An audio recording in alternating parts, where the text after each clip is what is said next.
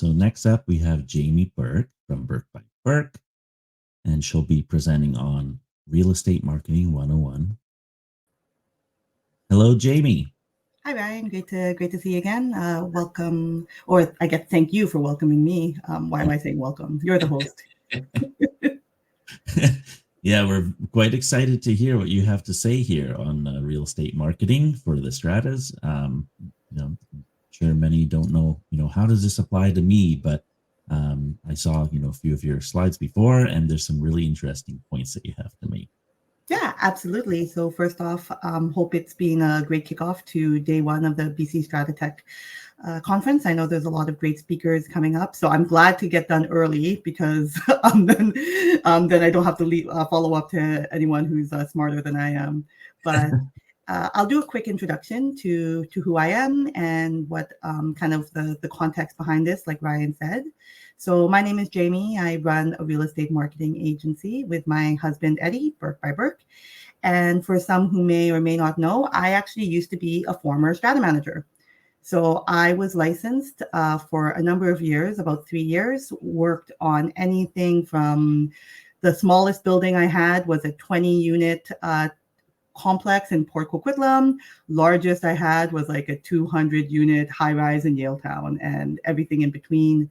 So I have lots of real life experience in Strata. It's actually part of why we started the real estate marketing agency, Burke by Burke, because we, throughout my years, I've actually worked in real estate in various capacities as well over the last 8 years. I saw that there was a big gap in what these businesses that I was dealing with versus the audiences that they were trying to target. There were huge gaps. There were lots of missing components in marketing strategies, a lot of miscommunication, and just a lot of needs that needed to be filled. So actually, we still work with property management clients now. We work with trades and contractors just through my many years of network connections. So like Ryan said, this might not be the presentation you think you need. Who knows? You can throw tomatoes at me later if you need. Or at least at your screen. But yeah, so I hope that this is informative and valuable to the strata management context, which I've designed this presentation to be very much targeted towards strata managers, councils, and the trades and contractors who you're all going to be working with, because I've actually also been all three, actually, except for the trade contractor. I was also council president at my old building for about 18 months. So very well-rounded in my experience, and I hope that this is going to be informative and surprisingly helpful. Awesome. Thanks so much. So real estate marketing 101. So there's a common, misconception that, it's not even going to matter, like Ryan said, in the strata management industry. So why does it even matter? I'm going to talk about this later in the presentation, but marketing isn't sales. So I'm going to say that like twice or three times here. Marketing isn't sales. If that's the one thing you get out of this, marketing isn't sales. So, it's not about selling shoes. It's not about selling. It's about building relationships.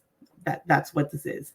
Marketing is, a lot of people expect a lot from marketing. From my years, or at least, the couple of years so far, we've been running the agency. I meet with various clients, the ones that relate to the strata management industry. Like I said, I've met with, exterior cleaning companies, pest control companies, property management firms, etc. And when I ask them what their goals are, they tell me their marketing goals, but they actually really sound like sales goals. I want to convert clients, or I want to, increase my revenue. Those are sales goals. Those aren't marketing goals. So marketing is, like I said, I'll explain that a bit later, but it is not sales. So it's about building relationships, and I'll kind of continue forward from here. So why does it matter? I've kind of said that a little bit earlier already about why it matters to the strata management industry. Because the industry, as I've seen, like I said, I was an agent for three years. I've worked in real estate in 8. And the real estate industry as a whole is it's quite antiquated, to be perfectly honest.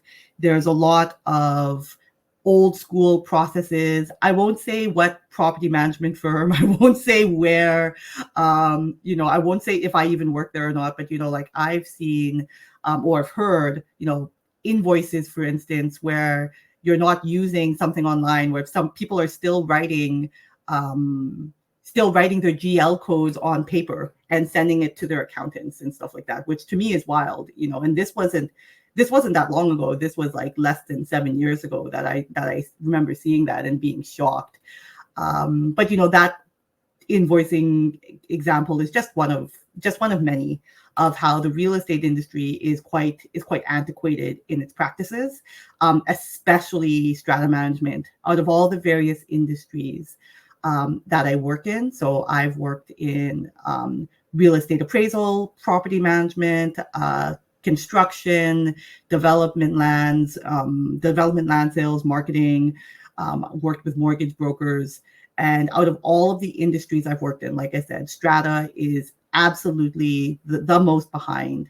And that's going to have very real implications for your strata corporations, whether that be your strata manager who's still having to code your invoices the old school way via pen and paper, whether you're a council who is trying to decide what vendor to use, whether you're a trade or contractor who's using very old school ways of marketing your business, which I'll talk about as well a bit later. It's time we caught up. It's time that the strata management industry kind of caught up with what modern practices are. And a lot of that is, whether agents are going to like it or not is digital, and whether or not firms are going to catch up there, well, they're not going to have a choice. They already don't have a choice, in my opinion, but that's neither here nor there. We'll continue on. So why does this even matter, and how does this relate? So I'll kind of divide it into two sectors here. So with strata councils, like I said, it's about finding vendors and other property management companies. If you're relying on the traditional channels to find the right people, then you're just going to keep using the same people. And I'm sure everyone here knows exactly what I'm talking about. If you're a council and let's use landscaping, I've done that. I've gotten the quotes and I've asked for the quotes. And, we're all going to do the same old thing, get 3 quotes. The strata manager is likely going to use the same 3 vendors that they use. They're going to put it in front of you. And 9 out of 10 times, a council might make a price-based decision. And there's nothing wrong with making a price-based decision. That's not necessarily my point here. But it's the same old, song and dance that we've, been doing since, I don't know, since at least as long as I was being a property manager. I'm sure there's several, or at least a few senior agents here who have been doing this for a very, very long time. But that's not, at least in my humble opinion, I don't think that's going to last much longer. I think councils need to be more savvy in how they dissect this information and this marketing information. That's going to be my second presentation later today, which is, or actually not later today, right after this presentation, I'm going to be doing a presentation on digital marketing literacy. So I'll be talking a bit about, for both councils and businesses, why that matters. So I think, for councils, marketing is important, because if you're just relying on your strata manager or your property management company to find the vendors for you, you're limited in your options of the service that your building can get. Councils might not like to hear this, but your strata manager isn't. Your strata manager is just your administrator, and well, not just. I apologize. We're a lot more than that. But what I mean is councils need to take some accountability and responsibility in these decisions as well. When you leave it all on the strata manager and then you get mad when the landscaping company isn't up to par, you also had a responsibility to pick a good vendor. Anyway, that's on councils, and I'll be talking a bit more about digital marketing literacy again later. Now, for businesses, that's kind of the same thing. Is you're going to want to attract new clients in today's competitive markets. So let's take the landscaping company and flip it to the other side. if they were the so now I'm ABC Landscape, and I want to attract property managers and councils. And the old school song and dance again is you email the property management company, you somehow BCC everyone's email, you find out that the first service residential emails are set up like first initial dot last name. If you're a trade contractor listening to this, you know exactly what I'm talking about too. I received a dozen of those emails every week. And you would send an email, you would ask for lunch, you would take them out for a coffee, or you would go to a PAMA event. And like I said, not saying that those methods aren't effective, but I mean, it's a very old school method, and it's also very, very limited. In today's landscape, we're not limited to those options to build relationships with businesses. That's just one of many. So yeah, so it really does matter a lot more than you think. It's not just pretty pictures or a funny reel.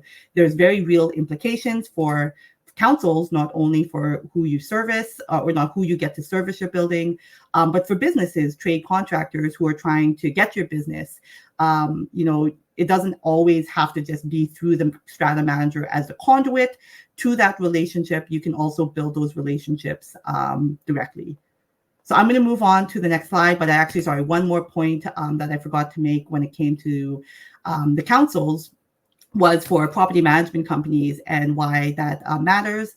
Because, when you're looking for a new property management company, sorry, no offense to any if people got terminated or anything. I've seen that before. But, and you're trying to pick your next property management company, you need to be cognizant that the things you see online might not always be representative of the things that happen in real life. If you're just going on Google reviews and saying, oh, XYZ company is terrible, they're getting bad reviews, that's not the full picture of what that management company can offer you. And again, that's what I'll be talking about later today. Heck, I think I even got a bad review when I was a property manager. But whether or not I deserve that, that's a different presentation. So let's move on. Again, like I said, if there's anything that you're going to get from this presentation, is that marketing is not sales. It's not tomato. It's kind of funny seeing this in text because it just looks like it's not tomato. But anyway, you get the point. It's not tomato. Marketing and sales are two very, very different processes. That this slide might be more particular to trade contractors who might be in the meeting today. But marketing is really what it takes to get someone to your front door. Sales is what you do once you're inside the house. You can use a few other analogies too. You could be like, marketing is like asking someone out on a first date, and sales is what you do on that date, etc., so forth. But really, it's kind of what I was saying a bit at the beginning, is that marketing gets asked to do a lot, when really, as I said at the beginning, and kind of the main point here, is marketing is about building those relationships, building trust, fostering strong relationships between clients and vendors or businesses. And that might take time. And one thing I find with real estate, and especially strata, is these relationships do take time. I mean, we all know what the average lead time is. Even in the best case scenario, we'll use the landscaping one as a kind of a baseline reference. And let's say a strata council knows they want a new landscaping company in August. They could ask their strata manager to get the quotes in February. It might take a month for the strata manager to get the quotes. Then, they review it, but then they have questions for the vendors, and they do this. And depending on how often councils meet, that could take a lot of time. And at that point, the quote might not even be valid anymore, or the company might not be able to take on clients because you approved it too late, or there's all sorts of factors that affect the feasibility of making that relationship actually happen. And sometimes it takes time. For Burke by Burke, for instance, I have clients or prospective clients that I've been nurturing as a marketing for 18 plus months. So, that or years even. And marketing is a a patient process, and I think a lot of trade contractors see it as interchangeable, but it's not. I'm not going to speak too much on the sales side because that really isn't my specialty. I'm a marketer. I'm not a business development or a sales rep, and that's a very different job in its own right. Like I know many trade contractors have those business development reps, and perhaps one thing that those business development reps, if there's any in this audience, is thinking about, like, yes, it's a long process to build those relationships and get the sale done, but that's just kind of the nature of it. And maybe, there's things, if we're cognizant of this rhythm and the difference, then we can bridge those gaps and maybe make it a bit faster, or if not faster, at least more smooth and efficient and enjoyable for everybody. Okay. So I'm going to talk a little bit more now. I know the first half of this presentation was really just trying to sell you on why I'm here and convince you that this actually does matter to Strata. So hopefully I convinced you, and if not, then I apologize in advance. But regardless, we'll continue, and I'm going to be talking more about the marketing component itself. So, when you hear of branding, this is, again, both related to councils who are going to be sifting through brands, strata managers who are sifting through brands, and trade contractors who are putting their brands out there. Branding is more than, like I said, just a fancy logo or funny social media reels. It's who you are as a business, your values, your principles, vision, and goals. The visual is just a representation of that brand. So here, we have some very, very well-known brands. Of course, in BC local strata management, I mean, unless you're like a big national company, there's like the Orkins or things like that. These brands like Spotify, Airbnb, Netflix, Nike, these are, of course, larger scale, but give you kind of an idea that when you see these brands, they evoke a sense of what they're about. Spotify isn't just about playing music, it's about connecting emotionally to that music. Airbnb isn't just short-term accommodations. We're not talking about the bylaws today, we're just talking about the brand. I'm sure there's a lawyer speaking later in this conference, but Airbnb is about selling the idea of escape and relaxation. Netflix isn't just Netflix, it's entertainment and Netflix and chill, if people know what that means, or other things, And Nike isn't just shoes, it's performance and speed and excellence and all of these things. That's what a brand is. And it's not just like these colors and these logos, it's what they're evoking and what they're making the audiences feel and the benefits that you can get from these. And that's very important, whether you believe it or not, for strata corporations when you're trying to pick that landscaping company, or you're trying to, pick a vendor, or you're a strata manager trying to sift through all that noise of these vendors, or you're a contractor trying to stand out. That's really at the heart of that relationship. That's really the first kind of impression there. So yeah, so like I said, why this matters. So I'll kind of sum it up here, just as I was speaking earlier.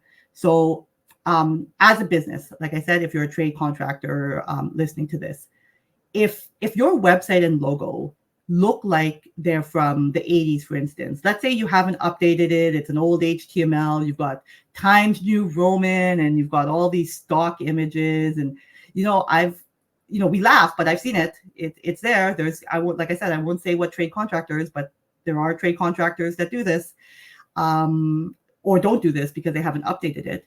And you might be doing the most excellent work possible. Let's take ABC Landscaping again. You might be the most reputable, high value, strong reputation, excellent customer service, eco-friendly, all of these great benefits.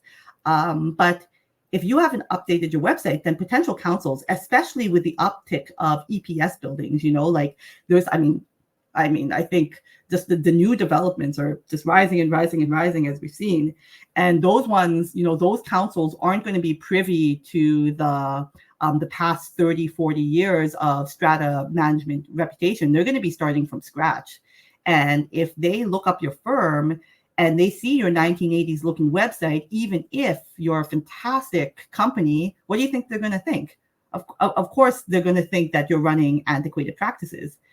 And, to be fair, maybe I'm being cheeky here, but do you?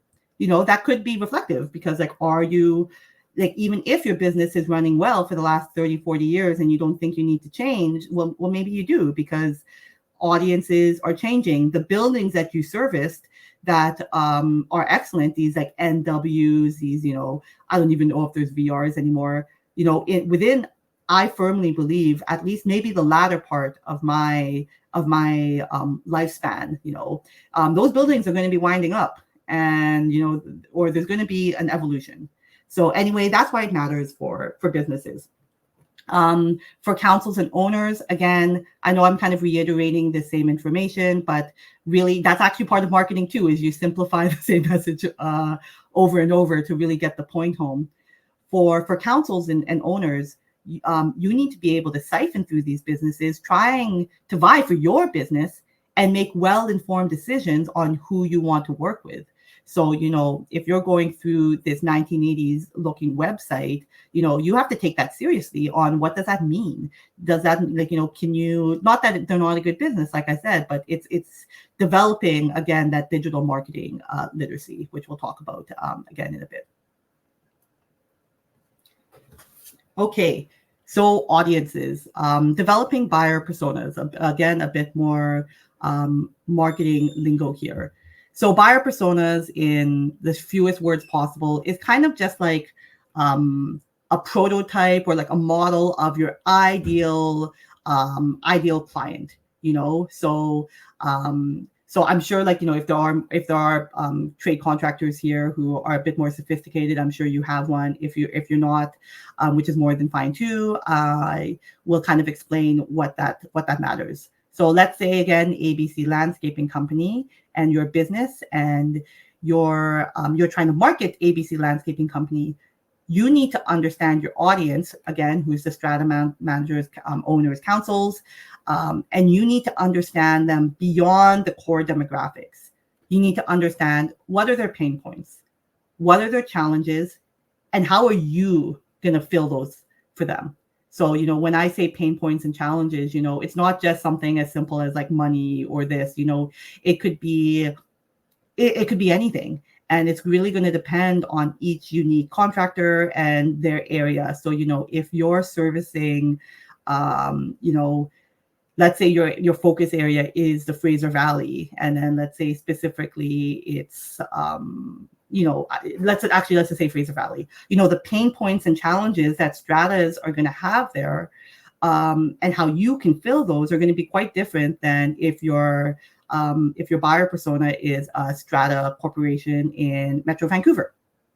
So for marketers, it's really important to understand your audience beyond those core kind of demographics, again, building relationships.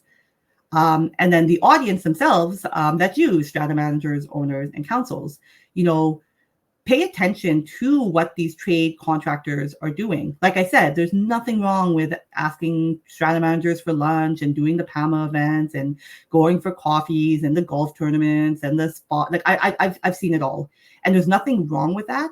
But you can be more savvy in terms of paying attention to who appears to be selling to you versus the ones who are trying to educate and connect to you. Again, more on that in the second presentation. Okay, wow, I zipped right through this, but hopefully, Ryan, I left, if there are even questions at the end. So the last slide here is really, again, just trying to iterate that the shift in practices, let's say for marketing and the industry as whole, is changing. Marketing is just one of many examples of how the real estate industry, the strata management industry is and needs to change. So, marketing funnels are, again, similar to buyer personas, a very standard basic marketing principle that kind of says like, hey, this is the journey that prospective client is going to get to. So again, ABC Landscaping, let's say they are trying to target LMS 1, 2, 3, 4. And, so the first step would be awareness. Like they make sure that LMS 1234 knows they exist. And then interest, evaluation, negotiation, closing, renewal. So you can see on the left, it's a very funnel based, like it's just kind of leading to one end goal. And it's kind of like this cone of revenue, like, or not revenue, but like, it's this cone. And it kind of just like ends at the end there, like, renewal of interest, repurchase a product. So like, for a landscaping company, let's say you sign a 3-year term, then the end of that funnel is that LMS 1234 is so happy with you at the end of the 3 years that they renew you again for another 3-year contract. And like I said, if the thing on the left is new to you, then that's great. Like, there's nothing per se wrong with that traditional marketing funnel. But on the right it's changing more into an hourglass shape, or at least, that's what marketing is shifting towards. It still has very similar steps. Like, there's awareness there. Engagement is very similar to interest, and same with like consideration, and then purchase is like closing. But the red that you see below on that ladder, the bottom half of that, is really that relationship-based kind of marketing and principles that I was talking about at that point, your client isn't just, renewing you and doing this, but then they're advocating for you, especially now with things being savvier than ever online. So let's say EPS 2345 is built on Austin Avenue in Coquitlam, and they're great with your service. Their neighboring tower, they might be wondering someone like, oh, hey, what's a good contractor? And now that business, or EPS 2345 is going to say to EPS 2346, like, oh yeah, hey, like, ABC Landscaping was great, and they're advocating for you, and that's because of the relationship that you built and you fostered. And in that case, everybody wins. The strata councils win because they get good quality service. The strata managers win because their councils are happy and they're working with a trusted contractor. And the trade contractor is happy because they get a great client and they've built a good relationship. So like I said, I'm nearing the end, a couple more minutes for questions before I speak again for the next presentation. And yeah, hopefully I convinced you that marketing matters in Strata. That's the whole point here. Thanks, Ryan.